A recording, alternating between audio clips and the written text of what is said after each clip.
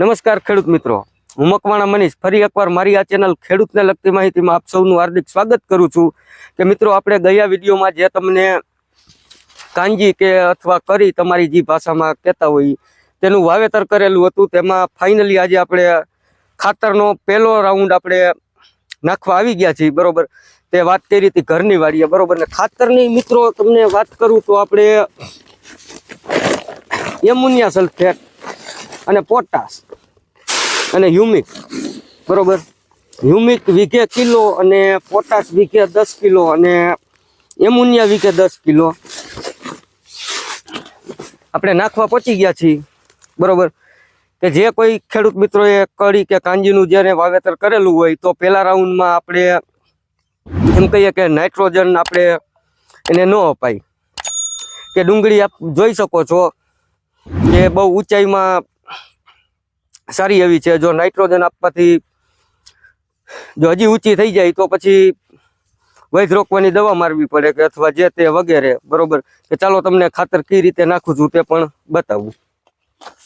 કે જે રીતે કે મિત્રો તમને કીધું ખાતર નાખવાની ટ્રીક કે આપણે અત્યારે શિયાળુ પવન આવતો હોય કે એટલે ઉગમણોથી પવન આવતો હોય તો આપ જોઈ શકો છો હું ક્યાં પારા ઉપર હાલું છું અને આમાં જોવો કે ઝીણી ભૂકી જેવું હોય એટલે ઉડે નહીં ને ક્યારામાં જ પડી જાય.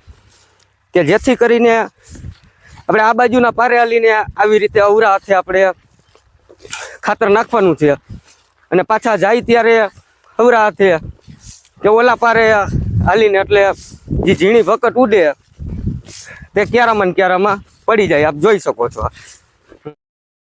જેમ કે મિત્રો ગયા વખતે આપણે ઓલા પારે હાલીને નાખ્યું એટલે આલી ફેરે આપણે આ પારા ઉપર હાલીને નાખવાનું છે કે જેથી કરીને તમને જણાવ્યું એ પ્રમાણે કે જે આમાં પોટાશમાં પણ ઝીણી ભકટ હોય અને એમોનિયામાં પણ હોય અને જે આપણે હ્યુમિકની વાત કરી તે પણ ભૂકી જવું જ હોય એટલે જેથી કરીને કે આપણે ક્યારામાં પડી જાય જો વ્યવસ્થિત રીતે આપણે જો આવી રીતે નાખી તો. અને ખાસ મિત્રો કે આપણે જોઈ શકો છો હું કેવી રીતે નાખું છું કે આખા ક્યારામાં વ્યવસ્થિત રીતે ફેલાઈ જવું જોઈએ.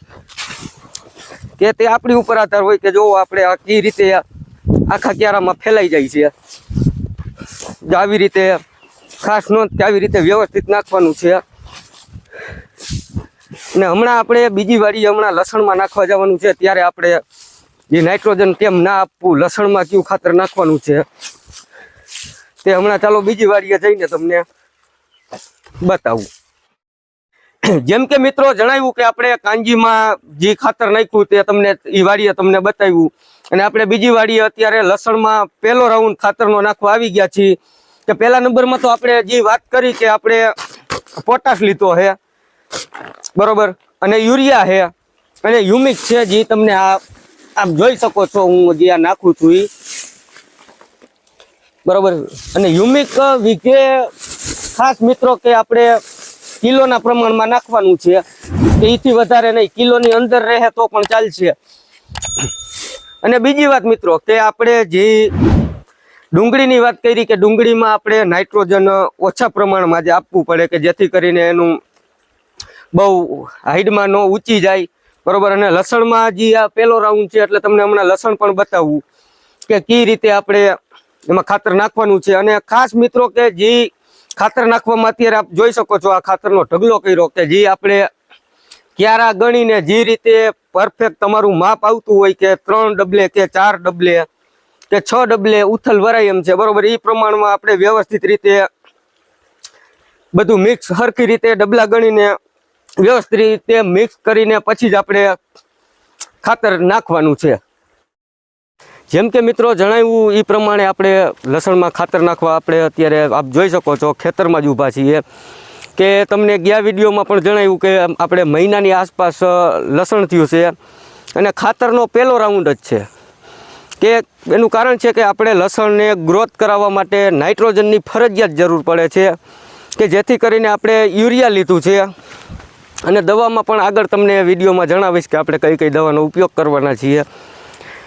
અને ખાસ બીજી વાત મિત્રો કે ખાતર નાખવાનો ટાઈમ ટેબલ કે આ માનો કે કાલે આમાં આપણે પિયત આપેલું હતું કે કાલે પાણી આપેલું હતું કાલ સવારમાં એટલે આજે બપોર પછી આપણે કે આ જોઈ શકો છો નીચે આપણે કે ભીના ક્યારા પણ છે, કે તેવી રીતે જ આ જોવો કે આપણે ભીના ક્યારા છે એવી રીતે આપણે હરવે હરવે નિરાતે ચાલીને આપણે ભીનામાં જ ખાતર નાખવાનું છે. કે માનો કે આ ખાતર આજે નખાઈ ગયું કે આખી રાત વહી ગઈ એટલે આપણે એને પાછું વહેલી સવારે આપણે ફરજિયાત પાણી ચાલુ કરી દેવાનું થાય, કે જેથી કરીને આ બધું ખાતર અંદર બેસી જાય, કે જે પોટાશ ને યુરિયા છે એટલે રાતે ઓગળી જાય અને જમીનમાં બેસી જાય, કે હ્યુમિક સાથે છે.